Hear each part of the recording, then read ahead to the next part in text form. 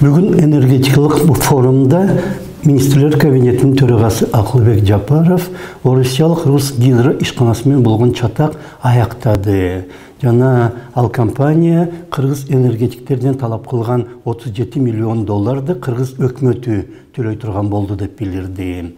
Эми Нарын дарыясынын башында курула турган 4 ГЭС долбооруна жаңы башка инвесторлорду чакыра берсе болот. 2012 жылы башталган бул долбоордун жалпы баасы 727 миллион доллар.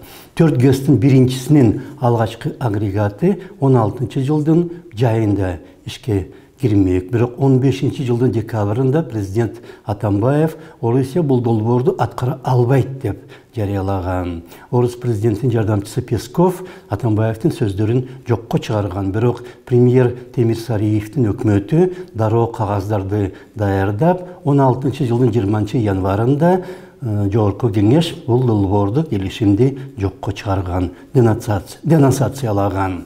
Эгер Кыргызстан эч нерсе кылбай жарым эле жыл күтө турганда, жайында 16 жылдын жайында биринчи агрегат ишке кирбей калса, Русгидро Кыргызстанды эмес, Кыргызстан Русгидрону сотко бере алмак. Бирок биз байбыз, акчабыз ашып жатат, миллиондорду чача бере алабыз.